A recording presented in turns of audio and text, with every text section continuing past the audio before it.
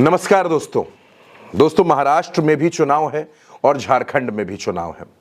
लेकिन झारखंड में एक आदिवासी नेता हेमंत सोरेन भारतीय जनता पार्टी के लिए तनाव की बड़ी वजह है।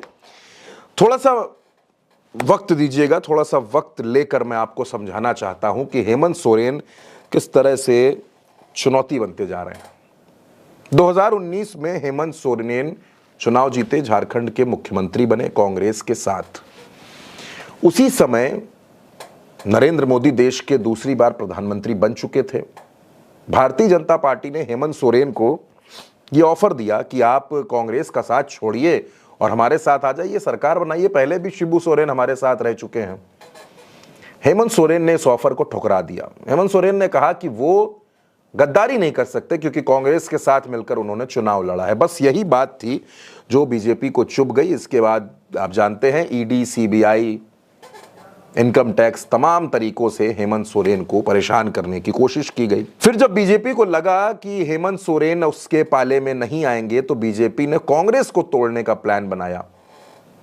कांग्रेस को भी नहीं तोड़ पाई। फिर हेमंत सोरेन सलाखों के पीछे गए।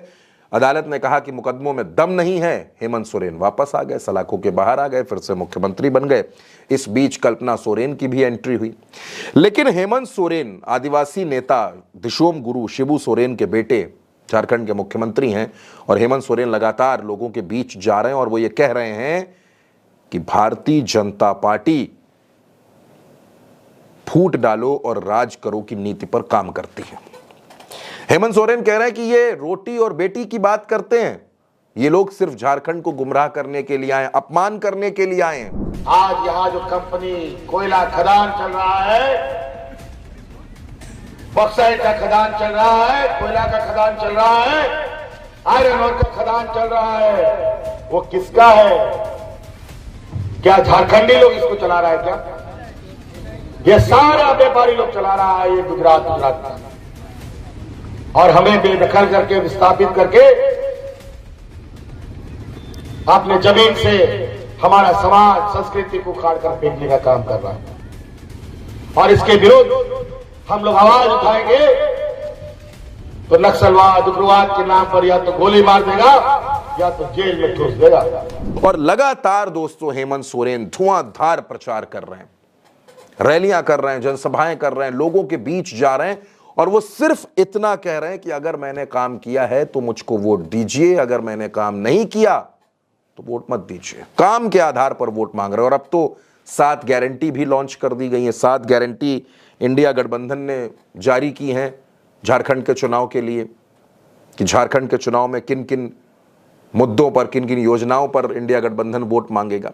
हेमंत सोरेन की रैलियों को जब आप देखते हैं, जब हेमंत सोरेन की जनसभाओं को आप देखते हैं, उनके लिए उमड़े जनसैलाब को देखते हैं और हेमंत सोरेन के अंदाज को देखते हैं तो पता चलता है कि एक आदिवासी नेता कैसे भारतीय जनता पार्टी के लिए टेंशन बन गया है, कैसे मुसीबत बन गया और कैसे भारतीय जनता पार्टी इस नेता का मुकाबला नहीं कर पा रही है। दोस्तों 28 सीटें एसटी रिजर्व हैं, यानी आदिवासियों के लिए रिजर्व हैं झारखंड में, और वही बीजेपी के लिए सबसे बड़ी चुनौती है। हेमंत सोरेन सलाखों के पीछे भेजे गए, उसका भी एक इमोशनल एंगल जेएमएम ने निकाल दिया और उसके सहारे भी जनता के बीच जा रही है। और भारतीय जनता पार्टी को यह समझ नहीं आ रहा कि आखिर हेमंत सोरेन को सत्ता से बेदखल कैसे किया जाए। ये बीजेपी के लिए एक बड़ी चुनौती है और भारतीय जनता पार्टी के पास हेमंत सोरेन के सामने फिलहाल कोई नेता मौजूद नहीं। हेमंत सोरेन का मुकाबला कैसे किया जाएगा, हेमंत सोरेन के सामने वो कौन सा चेहरा होगा जो मुकाबला करेगा, ये भारतीय जनता पार्टी के लिए एक अहम सवाल है। और ऐसे में हेमंत सोरेन जिस तरह से रैलियां कर रहे हैं, हेमंत सोरेन जिस तरह से अपनी बात झारखंड के लोगों के सामने रख रहे हैं, ये भी भारतीय जनता पार्टी के लिए एक बड़ी चुनौती है। अब दोस्तों नरेंद्र मोदी जब झारखंड पहुंचे, जब चुनावी रैलियां करने पहुंचे और उन्होंने रोटी के साथ साथ बेटी को जोड़ दिया, यानी पूरी तरह से आप ये समझिए कि झारखंड के चुनाव में जब कोई मुद्दा नहीं बचा तो अब बेटियों का सहारा लिया जा रहा है। और क्यों लिया जा रहा है उसकी भी तमाम वजह है। दरअसल झारखंड में मुख्यमंत्री मैया सम्मान योजना, जिसके तहत अब तक 4 बार 4 बार झारखंड में महिलाओं के खाते में हजार रुपए पहुंच गए। बीजेपी के लिए यह भी एक बड़ा तनाव है। बीजेपी को लगता है कि अगर झारखंड में महिला वोटर्स, क्योंकि कल्पना सोरेन भी महिला वोटर्स पर ही खुद को फोकस किए हुए हैं, और दूसरी तरफ मुख्यमंत्री मैया सम्मान योजना और झारखंड की छात्राओं के लिए सावित्रीबाई फुले योजना, इन दोनों योजनाओं के जरिए और कल्पना सोरेन के तौर पर अपने मास्टर कार्ड के जरिए हेमंत सोरेन को ऐसा लगता है कि वो झारखंड में अपनी सत्ता को बचाए रखने में कामयाब हो जाएंगे। तो दूसरी तरफ बीजेपी को ऐसा लगता है कि वो हेमंत सोरेन को सत्ता से बेदखल कर देगी।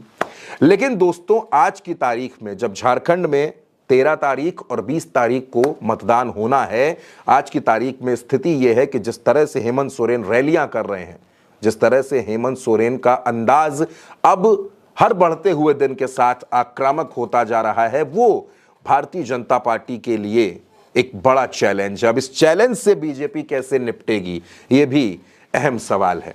फिलहाल के लिए इस वीडियो में मेरे साथ इतना ही। आप अपनी राय कमेंट बॉक्स में जरूर दीजिएगा।